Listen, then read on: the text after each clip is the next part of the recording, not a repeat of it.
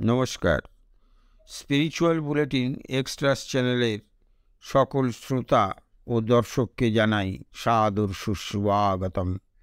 আজ আমরা রামকৃষ্ণ মঠ ও মিশনের ভূতপূর্ব অধ্যক্ষ সংঘাধ্যক্ষ স্বামী গহনানন্দজির একটি অসাধারণ উপদেশমূলক পত্র নিয়ে আলোচনা করব।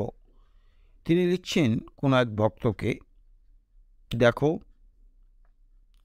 নিজের জীবনের ছোট ছোট কথা নিয়ে কেন বিপর্যস্ত হয়ে পড়ো? তুমি লিখেছ যে তুমি শ্রী শ্রী ঠাকুরের ছবিকে সব সময়ের জন্য হৃদয়ে বসিয়ে রাখতে চাও, কিন্তু তোমার এই কথায় কোনো কষ্ট নেই। তোমার এই কথায় কষ্ট হয় না, কারণ তোমার হৃদয়ে সবসময় ঠাকুরের ছবিকে বসানোর মতো জায়গা নেই।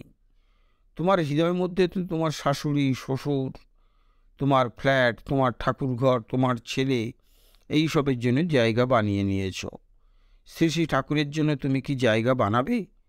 জায়গা তো উনিই তোমার হৃদয়ে বানিয়ে নেবেন, যখন তুমি বুঝতে পারবে যে এই সাংসারিক নাটক বা ড্রামার লেখিকা তুমি, নায়িকাও তুমি, আর দর্শকও তুমিই আছো। ক্রিকেটের কোনো খেলোয়াড় প্রথমে ভেবে নেয়, নিশ্চিত করে নেয় যে কিভাবে তাকে খেলতে হবে, তারপর তার পালা আসলে খেলে এবং শেষে ভিডিওতে নিজের খেলাটি আবার দেখে নেয়। বর্তমানে শ্রী শ্রী ঠাকুরের উপরই সম্পূর্ণ নির্ভর থাকো, ওনাকেই চিন্তা করো, অন্য কাউকে নয়। উনি তোমাকে কার জন্য, কখন, কোথায়, কি করতে হবে বলবেন, আর তোমার দ্বারা করিয়েও নেবেন। মনে মনে নিরন্তর প্রভুর নাম নিতে থাকো। আমি তোমার মঙ্গলের জন্য প্রভুকে প্রার্থনা করি।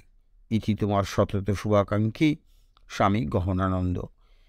এটি একটি ছোট্ট চিঠি, কিন্তু এর মধ্য দিয়ে স্বামী গহনানন্দজি অসাধারণ এক বার্তা দিয়েছেন। সেই বার্তা কি? কিভাবে আমরা আমাদের হৃদয়ে ঠাকুরের আসনটি পাকাপাকিভাবে ঠিক করে নিতে পারি। আশা করি আজকের আলোচনা সত্যিই আপনাদের খুব ভালো লেগেছে। আর ভালো লেগে থাকলে প্রতিদিন যেভাবে লাইক, শেয়ার, কমেন্টস করেন তেমন করবেন। আর যারা এখন আমাদের এই চ্যানেলটি সাবস্ক্রাইব করেননি, তারা অবশ্যই চ্যানেলটি সাবস্ক্রাইব করে আমাদের পাশে থাকবেন। সকলে খুব ভালো থাকুন, আনন্দে থাকুন। নমস্কার, ধন্যবাদ।